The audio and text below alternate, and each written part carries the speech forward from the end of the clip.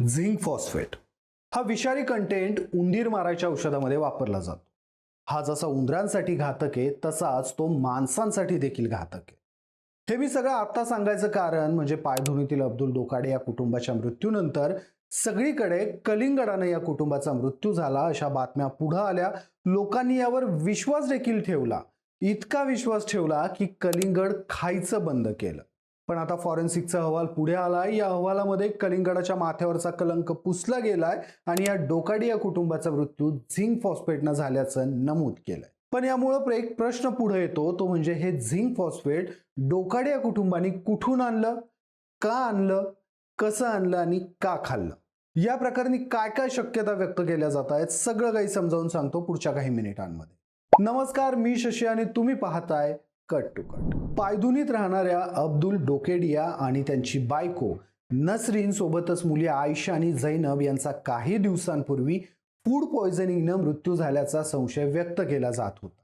त्याला कारण होतं ते म्हणजे ज्या सकाळी डोकेडिया कुटुंब अस्वस्थ झालं, त्यांची प्राणज्योत मालवली, त्याच्या आदल्या रात्री या कुटुंबानं आपल्या नातलगांसोबत अगोदर बिर्याणी खाल्ली आणि त्यानंतर मध्यरात्रीच्या सुमारास कलिंगड खाऊन हे कुटुंब झोपी गेलं. आणि दुसऱ्या दिवशी पहाटेपासून या कुटुंबातील सदस्यांना उलट्यांचा त्रास होऊ लागला, त्यांना सिकनेस जाणवू लागला.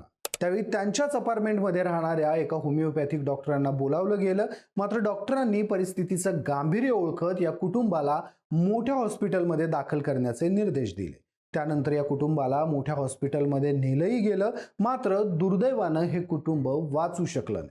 या घटनेनंतर सोशल मीडियात अफवांना मोठा महापूर आला होता. यात सर्वप्रथम बातम्या अशा बाहेर आल्या की बिर्याणीवर कलिंगड खाल्ल्यानं या कुटुंबाचा मृत्यू झाला. खूप जणांना ही शक्यता खरी वाटली, कारण कलिंगड खराब असू शकतं आणि त्यामुळं फूड पॉयझनिंग झालं असेल.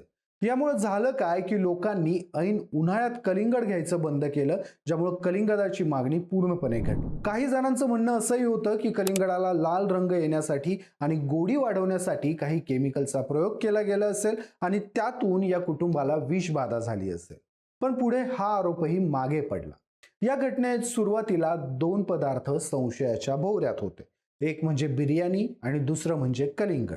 यात बिर्याणीमधून विषबाधा झाली आहे का हे शोधण्यासाठी अन्न आणि औषधी द्रव्य प्रशासनानं घरातली शिल्लक बिर्याणी किंवा बिर्याणीचा अंश, बिर्याणीसाठी वापरले गेलेले मसाले, अगदी पाण्यासहित जवळपास 11 घटकांची प्रयोगशाळेत तपासणी केली. मात्र यातल्या एकाही पदार्थामध्ये कुठलाही विषारी घटक त्यांना आढळून आला नाही.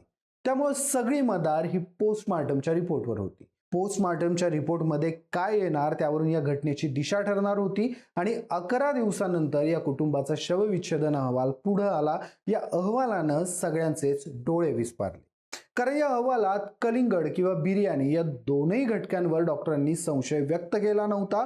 तर या कुटुंबाच्या शरीरामध्ये झिंक फॉस्फाईड या केमिकलचा अंश सापडला आणि या केमिकलमुळेच डोकेडिया कुटुंबाला त्रास सुरू झाला आणि त्यांचा मृत्यू झाल्याचं डॉक्टरांनी नमूद केलं. यातही धक्कादायक बाब म्हणजे शिल्लक कलिंगडाचा जो काही अंश होता त्यात झिंक फॉस्फाईडचा अंश सापडला नव्हता. तर ज्या फोडी डोकेडिया कुटुंबानं खाल्ल्या होत्या त्या फोडीच्या टर्फलांना झिंक फॉस्फाईड काही प्रमाणात लागलेलं होतं. डॉक्टरांनी यावर एक शंका व्यक्त केली, ती म्हणजे या कुटुंबानं अगोदर झिंक फॉस्फाईड खाल्लं असेल आणि त्यानंतर औषधाची उग्र चव घालवण्यासाठी त्यांनी कलिंगड खाल्लं असेल. त्यावेळी या कुटुंबाच्या दातात अडकलेल्या औषधाचे अंश त्या टर्फलांना लागले असतील. सोबतच पोलीस या अँगलने देखील तपास करतायत, या कुटुंबानं झिंक फॉस्फाईड स्वतःहून खाल्लं की त्यांना कुणी फसवून ते औषध चारलं. या प्रकरणी आत्महत्येची शक्यता देखील पोलिसांनी नाकारलेली नाहीये. पोलीस त्या अंगाने देखील तपासणी करतायत. डोकेडिया कुटुंब कुठल्या आर्थिक संकटात होतं का, ते कुठल्या टेन्शनमध्ये होतं का, त्यांच्या व्यवसायात काही अडचण होती का, त्यांच्या मित्र भावंडांना याविषयी त्यांनी काही कल्पना दिलेली का, या सगळ्यांची पोलीस चौकशी करतात. या सगळ्यांमध्ये आणखीन एक महत्वाचा मुद्दा पुढे येतो. जर हे झिंक फॉस्फाईड इतकं विषारी असेल तर ते डोकेडिया कुटुंबांना कुठून मिळालं. स्वाभाविकच 100% विषारी असणारी ही औषधं कुठल्याही सर्वसामान्य दुकानात मिळत नाहीत. त्यासाठी काही विशिष्ट दुकानं असतात किंवा शेती औषधांच्या दुकानांमध्ये काही प्रमाणात हे औषध मिळू शकतं. पण डोकेडिया कुटुंबानं जर स्वतःहून आत्महत्या केली असेल तर त्यांनी हे औषध कुठून आणलं, कसं मिळवलं, हे देखील पोलीस आपल्या तपासात सध्या शोधतायत. या प्रकरणात सुरुवातीला कलिंगडावर सगळ्यांचा संशय होता. पोस्टमॉर्टम रिपोर्ट नंतर कलिंगडाच्या माथ्यावरचा हा कलंक पुसला गेला. मात्र त्यानंतर आणखीन एक मुद्दा पुढे आला, तो म्हणजे कदाचित ही सामूहिक आत्महत्या असू शकते.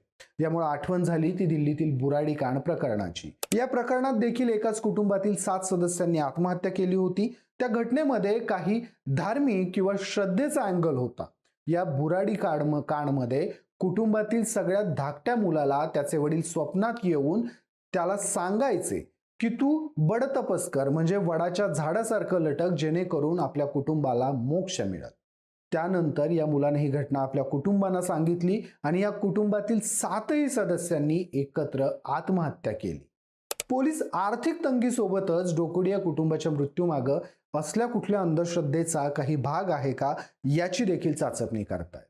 तुर्तास तरी डोकोडिया कुटुंबाचा मृत्यू हे एक रहस्य आहे असं म्हणतात, कारण जेव्हा दवाखान्यामध्ये अब्दुल्ला आणि त्यांच्या पत्नीचा मृत्यूपूर्व जबाब घेतला गेला त्यावेळी त्यांनी देखील कोणावरच संशय व्यक्त केला नाही किंवा आपल्याला असलेल्या कसल्याच आर्थिक किंवा इतर कुठल्या त्रासाचा उल्लेख केला नाही.